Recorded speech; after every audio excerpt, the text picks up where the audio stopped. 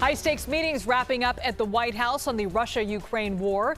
President Trump met with Ukrainian President Volodymyr Zelenskyy and European leaders earlier this afternoon, where Trump said the ultimate decision on how to end the war would be up to Ukraine and Russia.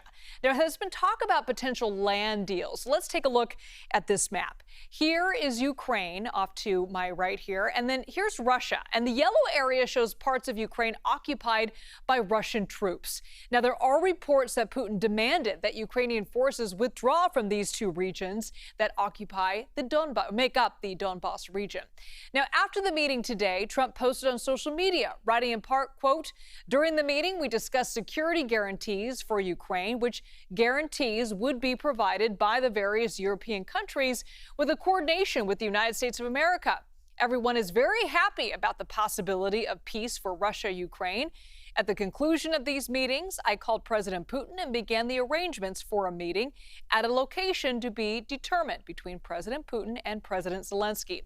After that meeting takes place, we will have a trilab." All right, let's bring in CBS News congressional reporter Taurean Small, live for us outside the White House. What were your key takeaways from this meeting today, Taurean? Well, Liz, I thought it was unique or maybe curious that President Zelenskyy came in with quite a few pleasantries for President Trump lined up to go. This was, like you said, a much different face-to-face from the one he had with the president back in February, where that ended abruptly and after a few choice words were exchanged on both sides. Today, it was a much different environment inside the Oval Office before it went to those closed-door meetings that happened after that. Another big takeaway here was the fact that the president reiterated his thoughts of that he wanted to pursue a long-term deal instead of a ceasefire. It's a big course reversal from just a few days ago headed into his summit with Putin, where he said pretty much he demanded a ceasefire from Putin or, quote, severe consequences would be taken. Ultimately, he defended his about-face on this, saying that he would much rather see a lasting peace through a peace deal versus something temporary. And then he defended himself, saying that there were a couple of other ends to wars that he helped brokered, all along the same lines of a permanent deal instead of a ceasefire. In the aftermath of that, we know that the president has talked to the Kremlin about next steps, and European leaders have discussed what those next steps forward would look like as well.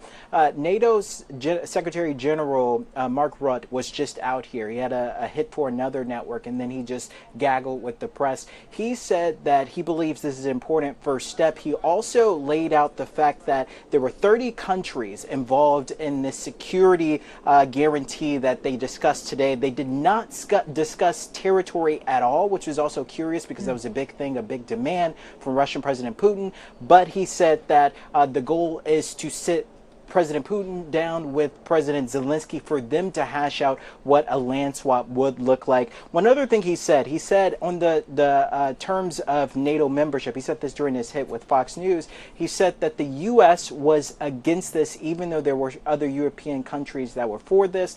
The compromise here that they're looking at is a security guarantee that would also involve places not just the United States, but as of now, that is apparently off the table. Any type of membership for Ukraine into NATO is just not in the cards for Zelenskyy at this point. Taurean, a conversation between President Trump and French President Emmanuel Macron was caught on hot mic earlier today during these meetings, and Trump said he was confident Putin wanted to make a deal. Can you give us some context to that conversation? Yeah, the president has been saying that he has a much better relationship with Putin compared to his predecessors and even some European leaders. He maintained that based on his conversations that he had with Putin in Alaska, it is apparent that he is now more willing or pliable compared to what he was before. I think we have a bit of that conversation we caught. Let's take a listen. To set up a trilab, you know, so we'll do that. And where do you want to do I think he wants to make a deal. I think he wants to make a deal for me. You understand? As crazy as it sounds.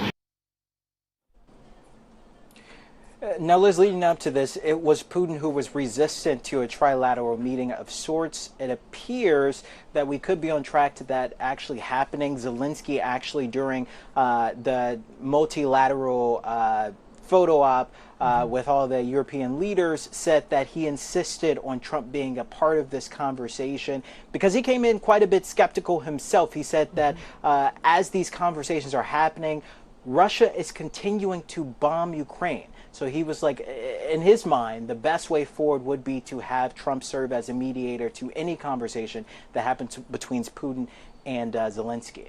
And for our viewers, Taurean, I just want to clarify what Trump said in that hot mic moment was that Putin was going to make a deal, quote, for him. Trump saying he's going to make a deal for me. So it'll be interesting to see what comes out of all this. Taurean Small, live for us outside the White House. Thanks so much, Taurean.